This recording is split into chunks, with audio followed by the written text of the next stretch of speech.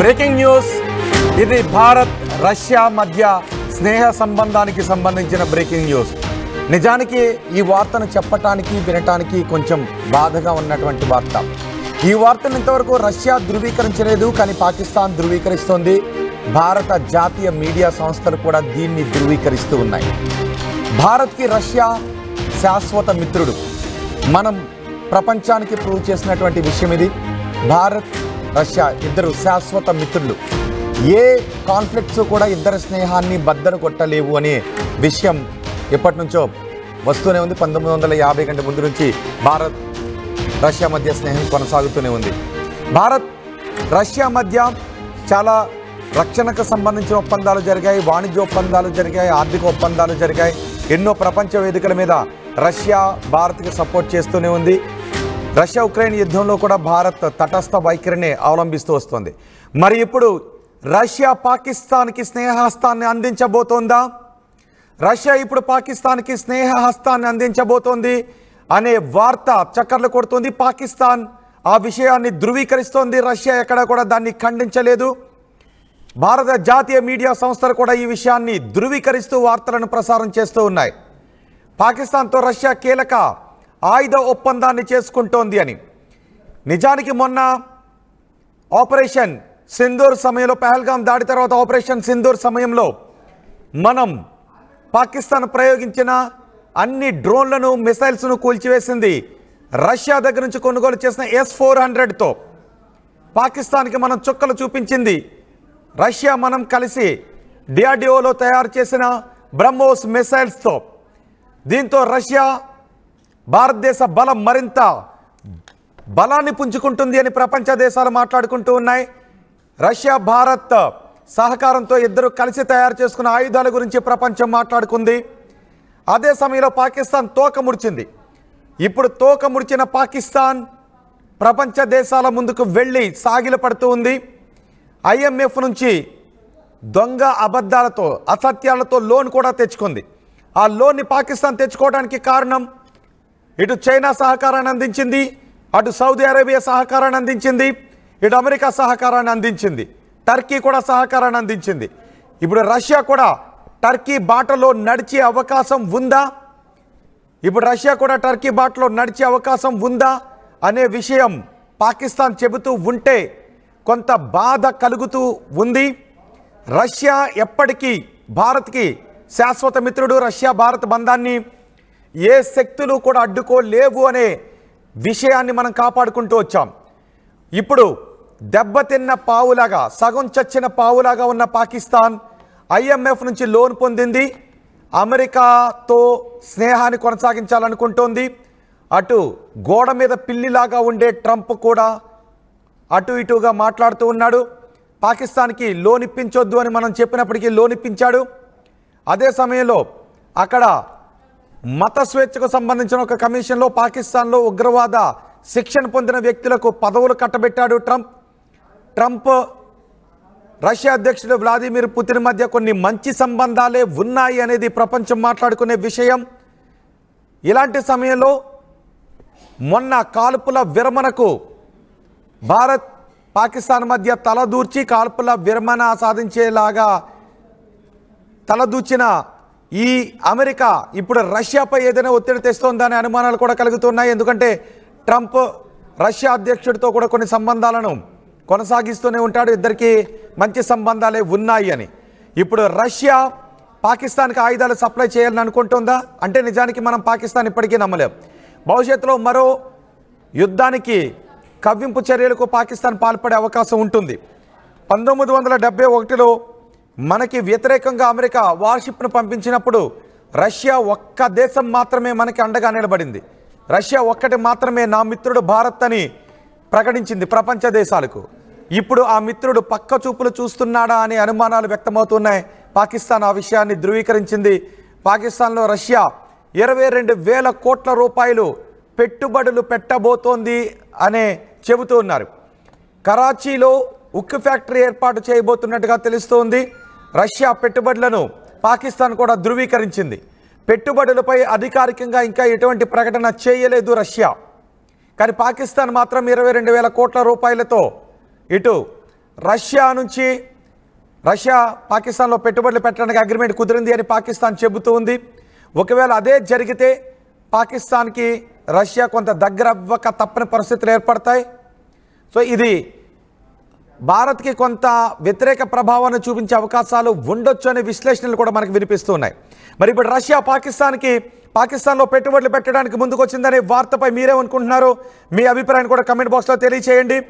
ఈ వార్తను రష్యా పాకిస్తాన్లో పెట్టుబడులు పెట్టడానికి ముందుకు వచ్చిందనే వార్తను అటు పాకిస్తాన్ మాత్రం ధృవీకరిస్తుంది, రష్యాని ఇంకా ధృవీకరించలేదు. మా ప్రతినిధి రామ్దాస్ ఉన్నారు పూర్తి సమాచారం అందించడానికి. రామ్దాస్, రష్యా భారత్కి శాశ్వత మిత్రుడు, రష్యా భారత్కి అన్ని సందర్భాల్లోనూ స్నేహస్తాన్ని అందిస్తాడు అనేది జగమెరిగిన సత్యం, ఇప్పటివరకు నిరూపితం అవుతున్న వార్త. ఇప్పుడు పాకిస్తాన్ అంటుంది రష్యా మా దేశంలో పెట్టుబడులు పెట్టబోతోంది, 20,000 కోట్ల రూపాయలు పైబడి పెట్టుబడులు పెట్టబోతోంది అని. నేషనల్ మీడియా కూడా దాన్ని ధృవీకరిస్తున్నాయి. ఈ వార్తను చెప్పటానికి కూడా కొంచెం బాధ అనిపిస్తుంది. ఎందుకంటే రష్యా కేవలం భారత్ లాంటి దేశాలకు మాత్రమే మిత్రుడు, పాకిస్తాన్ లాంటి ఉగ్రవాదులను పెంచి పోషించే దేశాలకు మిత్రుడు కాకుండా ఉండటమే బెటర్. కాబట్టి రష్యా భారత్ మధ్య స్నేహబంధం సడలే అవకాశం ఉందా అనే విషయాన్ని ఆలోచించడానికి కొంచెం బాధగా అనిపిస్తున్నటువంటి విషయం. మా ప్రతినిధి రామ్దాస్ ఉన్నారు. రామ్దాస్, పాకిస్తాన్ ధృవీకరించింది, నేషనల్ మీడియా కూడా ధృవీకరిస్తోంది. నిజమైన ఈ వార్త? పాకిస్తాన్లో పెట్టుబడులు పెట్టబోతోంది రష్యా? ఇది శుద్ధ అబద్ధం. పాకిస్తాన్ తో ఆర్థిక సంబంధాలను విస్తృతం చేసుకుంటున్నట్లు, ముఖ్యంగా కరాచీలో జాయింట్ ఒక స్టీల్ ఫ్యాక్టరీని ఏర్పాటు చేసినట్టు వచ్చినటువంటి ఈ నకిలీ నివేదికలు ఏవైతే ఉన్నాయో రష్యా ఖండిస్తోంది. శుక్రవారం నాడు పూర్తిగా తోసిపుచ్చింది.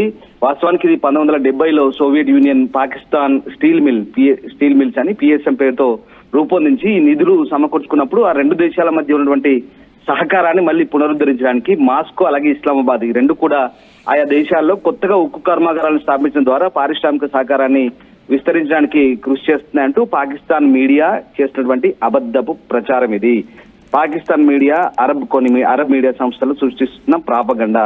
ఇక్కడ ఏది లేదు. మీకు ఒకటి చెప్తాను. ఇక్కడ పాకిస్తాన్ కరాచీ అండ్ పాకిస్తాన్ తో రష్యా ఆర్థిక సంబంధాలను విస్తృతం చేసుకున్నట్లు వచ్చినటువంటి ఈ నకిలీ నివేదికలు ఏదైతే ఉన్నాయో చాలా వ్యూహాత్మకంగా మనకు కనబడుతుంది. ఈ పూర్తిగా అక్కడ రష్యా ఖండిస్తున్న పరిస్థితి. ఏం రాశారంటే, దౌత్యపరంగా భారతదేశానికి పెద్ద ఎదురు దెబ్బ తగిలింది, రష్యా పాకిస్తాన్ తో భారీ పెట్టుబడి ఒప్పందం చేసుకుంది, వ్యూహాత్మక భాగస్వామ్యం తర్వాత ఇది భారతదేశంపై ప్రాంతీయ ప్రభావం పెద్ద దెబ్బ అంటూ ఈ అరబ్ మీడియా సంస్థలు చెప్తుందంతా కూడా శుద్ధ అబద్ధం అని మనకు తేలిపోతుంది. రష్యా దీనికి సంబంధించి అంటే ఈ పాకిస్తాన్ మీడియా అలాగే అరబ్ మీడియా చేస్తున్నటువంటి ఈ ప్రాపగండాన్ని పూర్తిగా రష్యా ఖండిస్తున్న పరిస్థితి. పాకిస్తాన్ ప్రధానమంత్రికి ప్రత్యేక సహాయకుడిగా ఉన్నటువంటి హరూన్ అక్షర్ ఖాన్ అలాగే మాస్కో ప్రతినిధి డెనిస్ నజరూఫ్ మధ్య మే 11న ఇస్లామాబాద్ లో ఒక సమావేశం అయితే జరిగినట్టుగా ఇది పాకిస్తాన్ మీడియా చెప్తోంది. అయితే ఇద్దరు అధికారులు పరస్పరం ఒక విస్తృత చర్చలు జరిపారు. కరాచీలో ఉక్కు కర్మాగారాన్ని స్థాపించడానికి వీలుగా ఉమ్మడి వర్కింగ్ గ్రూప్ ఏర్పాటు చేస్తామని అంగీకరించారంటూ కొన్ని అక్కడి పత్రికలు అయితే చెప్తున్నాయి. ఎక్స్ప్రెస్ ట్రిబ్యూన్ కానీ కొన్ని అవన్నీ చెప్తున్నాయి. పాకిస్తాన్ పెట్టుబడికి సురక్షితమైనటువంటి అభివృద్ధి చెందిన కేంద్రంగా ఉంది, అంతర్జాతీయ సమాజం దాన్ని గుర్తించిందంటూ ఆ ఖాన్ అనే వ్యక్తి చెప్తున్నట్టుగా అక్కడ ఉన్నటువంటి పరిస్థితి. అయితే ఈ నివేదికలన్నీ కూడా మనకు ఆందోళన కలిగిస్తాయి. ముఖ్యంగా అంతర్జాతీయ ద్రవ్యనిధి ఐఎంఎఫ్ అందించే బెయిలౌట్ ప్యాకేజీలపై నగదు కొరతతో బాధపడుతున్న పాకిస్తాన్ ఆర్థిక వ్యవస్థ మనుగడ సాగిస్తుందనే సందేహాలను కూడా ఇక్కడ రేకెత్తించాయి. సో అయితే ఈ అంశంపై చర్చలు జరుగుతున్నాయని మాస్కో వర్గాలు అయితే అంగీకరించాయి. అయితే రెండు దేశాల మధ్య ఈ $1 బిలియన్ ఒప్పందంపై సంతకం చేయబడిందని పేర్కొంటున్న నివేదికలు మాత్రం ఖండిస్తున్నారు. ఎందుకంటే ఇవన్నీ కూడా పూర్తిగా నకిలీ కల్పిత నివేదికలు తయారు చేయడం ద్వారా పాకిస్తాన్ ఈ నెల ప్రారంభంలో పాక్ ఆక్యుపైడ్ కాశ్మీర్ లో ఉగ్రవాద మౌలిక సదుపాయాలు లక్ష్యంగా చేసుకొని మనం ఎప్పుడైతే ఆపరేషన్ సింధూర్ చేశామో సో ఆ రకంగా మరింత ఈ కొంత ఇబ్బందికరమైన పరిస్థితి నెలకొంది. సో భారతదేశం రష్యా మధ్య ఉన్నటువంటి ప్రత్యేక వ్యూహాత్మక భాగస్వామ్యాన్ని దెబ్బతీసేందుకు ఇది ఒక విఫల ప్రయత్నంగా పాకిస్తాన్ వాడుకుంటుంది అనేది క్లియర్ అవుతుంది. సో ఆ రకంగా ఒక సంచలనాత్మక కారణం కోసం ఎంత జరుగుతున్నా నేషనల్ ఇంటర్నేషనల్ మీడియా మాట్లాడుతున్నా, పాకిస్తాన్ మీడియా ఈ విషయం గురించి గట్టిగా చెప్తున్నా, రష్యా ఎందుకు దీన్ని ఖండించడం లేదు? ఇక్కడే ఒక సంచలనాత్మక కారణం కోసం సంబంధాలను దెబ్బతీయాలనే వ్యక్తి నుంచి వచ్చిన ఒక వార్త అంటూ పాకిస్తాన్ మీడియా నివేదికల గురించి ఒక Russian senior officer, Kremlin officer శుక్రవారం నాడు చెప్తున్నట్టుగా మనకు వార్తలు వస్తాయి. ఇది భారత సాయుధ దళాలు విజయవంతంగా ప్రతీకారం తీర్చుకున్నాయి కాబట్టి ఇప్పుడు పాకిస్తాన్ కు బాగా నష్టం జరిగింది. సో అలాగా రష్యన్ నిర్మిత వైమానిక రక్షణ క్షిపణి వ్యవస్థ S-400 మన సరిహద్దు అవతల నుంచి వచ్చే అనేక క్షిపణులను కూల్చివేసిన ఘనత మనకుంది.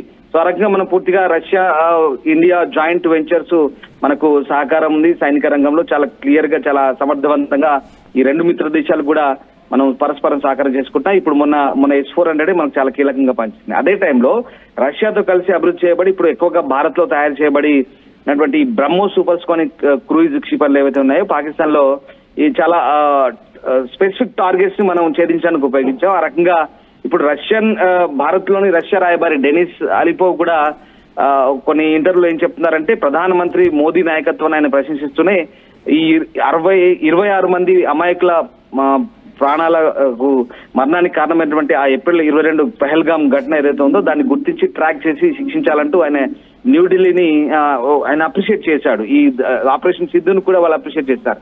అయితే ఈ నెల ప్రారంభంలో నరేంద్ర మోదీతో జరిగిన ఫోన్ సంభాషణలో పహల్గామ్ దాడి ఉన్నటువంటి నిందితులు గుర్తించి శిక్షించాలని కూడా మాస్కో కూడా చెప్తోంది. రష్యా అధ్యక్షుడు వ్లాదిమిర్ పుతిన్ ఈ సంవత్సరంలో ఖచ్చితంగా భారతదేశాన్ని కూడా విజిట్ చేయబోతున్నారు. సో ప్రపంచంలో ఎక్కడ ప్రధాని మోదీ విశ్వసనీయతను అనుమానించేవారు లేరని తాము కూడా అనుకుంటున్నామన్నట్టుగా రష్యా చెప్తోంది. మోదీ బలమైన నాయకత్వం దేశాన్ని ప్రపంచ ప్రాముఖ్యతకు తీసుకెళ్తుంది. అలాగే భారత్ రష్యా ఈ రెండు బహుళ ధృవ ప్రపంచం కోసం పనిచేస్తున్నాయి. సో ఏ ప్రపంచ శక్తి లేదా ఆ క్రమంలో ఆధిపత్యం చెలాయించే దేశాల సమూహం కూడా అంతర్జాతీయ సంబంధాల కోసం చూస్తారు. కాబట్టి ఇక్కడ మే 5న వ్లాదిమిర్ పుతిన్ అలాగే మోదీ ఇద్దరు కూడా మాట్లాడుకున్నారు ఫోన్ లో. సో ఆ విషయం రష్యా కూడా ధృవీకరించింది. ఇవన్నీ కూడా అంటే ఒక రష్యన్ ఉన్నతాధికారులు కూడా ప్రస్తుతం ఈ అంశాన్ని పూర్తిగా ఖండిస్తున్నారు. ఇదంతా కూడా కేవలం అంటే ఇవన్నీ నకిలీ నివేదికలుగా చెప్తున్నారు. రష్యా చాలా ఆ దిశగా కొన్ని చర్చలు జరుగుతున్నాయా? పోనీ అలాంటి ప్రతిపాదన పాకిస్తాన్ తీసుకుని రష్యా ముందుకు వెళుతుంది, అటువంటి చర్చలు జరుగుతున్నాయా? ఇది మే 11న ఇస్లామాబాద్ లో జరిగిన ఈ హరూన్ అఖ్తర్ ఖాన్ ఎవరైతే పాకిస్తాన్ ప్రధాని ప్రత్యేక సహాయకుడు అలాగే మాస్కో ప్రతినిధి డెనిస్ నజరుఫ్ మధ్య జరిగినటువంటి సమావేశంలో ఇవన్నీ కూడా మేము ఆల్రెడీ అంత డిస్కషన్ అయిపోయిందంటే ఒక ప్రధాని సలహాదారు అలాగే మిగతా ఒక మాస్కోకు సంబంధించిన ప్రతినిధి ఇద్దరు కలిసి ఒక $1 బిలియన్ పెట్టుబడుల గురించి ఎలా మాట్లాడతారు, అసలు దీనికి సంబంధించిన విశ్వసనీయత ఏంటి, ఫస్ట్ మనం ఇది ఆలోచించాలి. వాస్తవానికి ఇదంతా కూడా ఒక నకిలీ నివేదిక, సృష్టించబడ్డ నివేదిక అని మనకు అర్థమవుతుంది. ఎందుకంటే దాదాపు $1 బిలియన్ విలువైన ద్వైపాక్షిక వాణిజ్యానికి అంగీకరించాయంటూ అరబ్ న్యూస్ కూడా చెప్తుంది. డిప్లొమాట్ అంట. సో ఆసియాతో పాకిస్తాన్ వ్యూహాత్మక వైఖరి, ఆ ట్రిబ్యూన్ కూడా ఇలాంటి పత్రికలు ఇవన్నీ కూడా పాకిస్తాన్ అనుకూల వార్తా సంస్థలు అలాగే కొన్ని అరబ్ సంస్థలు. ఇక ఈ రెండు దేశాల మధ్య కొత్త వస్తు మార్పిడి వాణిజ్య వ్యవస్థ కూడా పరిశీలనలో ఉంది. ఇక రష్యా నుంచి చమురు గ్యాస్ దిగుమతి కూడా పాకిస్తాన్ కు పెద్ద ముందడుగు కాబోతోంది అంటూ ఆ వార్త సారాంశం. అలాగే ఇక ఇంకొకటి ఏంటంటే రష్యా అత్యాధునిక సాంకేతిక పరిజ్ఞానం ఉపయోగించి 700 ఎకరాల్లో పాకిస్తాన్ స్టీల్ మిల్ భూమిలో కొత్త పారిశ్రామిక కారిడార్ ను ఏర్పాటు చేయబోతుంది అనేది. అంటే ఇక్కడ చూడండి పాకిస్తాన్ పట్ల రష్యా చైనా రెండింటికి పెడుతున్న విశ్వాసం. పాకిస్తాన్ చాలా సురక్షితమైన ప్రాంతం అట పెట్టుబడులకు అలాగే అభివృద్ధి చెందుతున్న ప్రాంతం అట. ఎంత సిల్లిగా ఉందంటే ఇలాంటి పాకిస్తాన్ మీడియా చేస్తున్న ప్రాపగండా వెరీ క్లియర్, ఇదంతా శుద్ధ అబద్ధం అని ఇక్కడ మనకు తెలిసిపోతుంది. సో అయితే మీరు అడుగుతున్నట్టుగా ఈ ఇద్దరు అధికారులు కూడా రష్యా కరాచీలో ఉక్కు కర్మాగారానికి సంబంధించినటువంటి ఉమ్మడి వర్కింగ్ గ్రూప్ ని ఏర్పాటు చేయడానికి అంగీకరించారంటూ ది ఎక్స్ప్రెస్ ట్రిబ్యూన్ ఇట్లాంటి పాకిస్తాన్ పత్రికలు అయితే ఉటంకిస్తున్నాయి. కానీ ఇదంతా అబద్ధం అంటూ అటు రష్యా అయితే ఖండిస్తున్న పరిస్థితి కనబడతా ఉంది. సో పాకిస్తాన్ ఎంతవరకు సురక్షితం ఏంటనేది ప్రపంచం అందరికీ తెలుసు.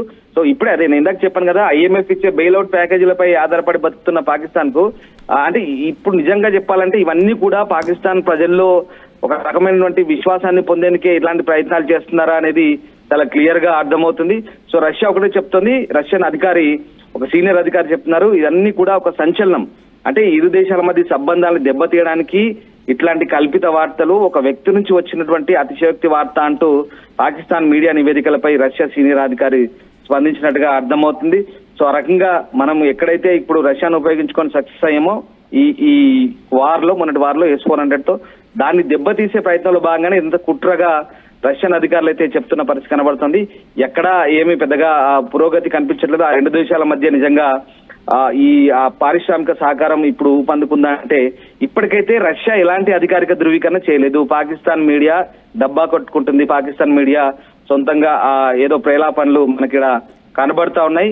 ఆ ఇద్దరు అధికారులు కూడా ఏదో చర్చించుకున్నటువంటి వార్తలకు సంబంధించి ఇప్పటివరకు పాకిస్తాన్ డబ్బా కొట్టుకుంటుంది. గతంలో ఇలాంటి చర్చ వచ్చి ఆ తర్వాత పక్కకి వెళ్ళిపోయింది. ఒకవేళ ఈ దిశగా పునరాలోచిస్తే ఏం జరిగే అవకాశం ఉంటుంది? అంటే పాకిస్తాన్ సంబంధించి పెట్టుబడుల విషయంలో రష్యా ఎప్పుడు అంటే పూర్తి స్థాయిలో క్లారిటీగా అయితే లేదు. అంటే నేను చెప్తున్నాను కదా, గతంలో సోవియట్ యూనియన్ లో ఉన్నప్పుడు ఈ ఇరు దేశాల మధ్య ఉన్నటువంటి ఏదైతే ఈ స్టీల్ మిల్ సంబంధించినటువంటి ఒప్పందాలు ఏవైతే ఉన్నాయో దాన్ని పునరుద్ధరించే ప్రక్రియలో భాగంగా ఇది జరగబోతుంది అంటూ ఒక ఊహాజనితమైనటువంటి వార్తనే నేను ఇప్పుడే ఇందాక ఒక పాకిస్తాన్ సంబంధించినటువంటి వెబ్సైట్ కూడా ఓపెన్ చేసే ప్రయత్నం చేశాను. దాంట్లో చాలా క్లియర్ గా అంటే వీళ్ళంతా కూడా చూడండి, ప్రధానమంత్రి షహబాజ్ షరీఫ్ దార్శనికతకు నిదర్శనం అన్నమాట. ఈ హరూన్ అఖ్తర్ ఖాన్ ఆయన పర్సనల్ అడ్వైజర్ అంట, పర్సనల్ సెక్రటరీ. ఇలాంటి వార్తలన్నీ పాకిస్తాన్ మీడియాలో నేను ఇప్పుడు చెక్ చేస్తున్నాను. ఇవన్నీ కూడా కేవలం ఎక్కడ రష్యన్లు ధృవీకరించలేదు. రష్యన్ క్రెమ్లిన్ కానీ రష్యన్ అధికారులు కానీ ఇవన్నీ కూడా అంటే భారత్ రష్యా మధ్య ఉన్నటువంటి సంబంధాలను దెబ్బతీసేందుకు ఇలాంటి ప్రయత్నాలు చేస్తున్నాయని చాలా క్లియర్ గా అర్థమవుతుంది. ఇక్కడ మనకు రష్యా మీరు అడుగుతున్నట్టుగా రష్యా ఎక్కడ ముందడుగేసినట్టుగా కనబడట్లేదు పెట్టుబడుల సమస్య. ఇప్పుడున్నటువంటి పరిస్థితుల్లో రష్యా అలాంటి సాహసం చేస్తుందని కూడా మనం అనుకోలేము. ఎందుకంటే సరే ఒకప్పుడు ఈ రెండు దేశాల మధ్య కొన్ని సంబంధాలే, ముఖ్యంగా ఇంధన సహకారం ఉంది, అలాగే కనెక్టివిటీ కొంత మెరుగుపరిచే అవకాశాలు కూడా గతంలో అంటే దశాబ్దాల క్రితం జరిగినటువంటి పరిస్థితి. అంటే ఎప్పుడైతే అది గతంలో ఉన్నటువంటి పరిస్థితి, ఇప్పుడు ఆ పరిస్థితులు భిన్నంగా ఉన్నాయి. ఇప్పుడు ఆ పరిస్థితులకు తావే లేదని మనం ఇక్కడ చాలా క్లియర్ గా అర్థమవుతుంది. సో ఆ రకంగా ఇదంతా కూడా కల్పితంగానే మనం చెప్పాలి, ఊహాజనితంగానే చెప్పాలి. రేపు ఒకవేళ అదే జరిగితే ఏంటి అనేది కూడా ఊహాజనితమే కాబోతోంది. సో ఆ రకంగా పాకిస్తాన్ స్టీల్ మిల్స్ గతంలో 1970s లో Soviet Union Pakistan steel mills ఏర్పాటు చేసినప్పుడు అయితే ఉన్నటువంటి పరిస్థితులు ఇప్పుడైతే లేవు. సో ఒక రకంగా అంటే ఇప్పుడు పూర్తిగా ఇక్కడ అధికార దుర్వినియోగం అయితే జరిగింది. ఆ పిఎస్ఎం ఏర్పాటు చేసినప్పుడు ఆ పారిశ్రామిక సముదాయం జరిగినప్పుడు దశాబ్దాల నిర్లక్ష్యానికి గురైంది, సౌకర్యాలు లేవు, ఆర్థిక దుర్వినియోగం జరిగింది, రాజకీయ జోక్యం ఎక్కువైంది. సో అలా $1 బిలియన్ నష్టాలను మూటగట్టుకున్న పరిస్థితి. ఆ రకంగా ఇప్పుడు మరి అది ఏ రకంగా పాకిస్తాన్ పెట్టుబడులకు సురక్షితం అనేది మనం రష్యా కూడా ఆలోచిస్తుంది. ఖచ్చితంగా అంతర్జాతీయ సమాజం కూడా అది ఆలోచించాల్సిన అంశం. కాబట్టి ఇక్కడ ఎంతవరకు సేఫ్ అనేది అంటే ఏం లేదు, పాకిస్తాన్ లో పెట్టుబడి అవకాశాలను అన్వేషించమని కోరుతున్నాము, రష్యన్ వ్యాపారవేత్తలను ఆహ్వానిస్తున్నామంటూ పాకిస్తాన్ చెప్పుకునే క్రమంలో ఆ వార్తను వక్రీకరించి ఆల్రెడీ పెట్టబోతున్నారు అనేది వక్రీకరించి రాశారు పాకిస్తాన్ పేపర్లు కానీ అరబ్ న్యూస్ మీడియా కానీ. సో ఆ రకంగా ఇక్కడ ఎక్కడా రష్యా క్లారిటీ ఇవ్వలేదు, భవిష్యత్తులో పెడతాయనే పరిస్థితి కూడా బహుశా మనం ఊహించుకోలేము. రైట్ రామ్దాస్.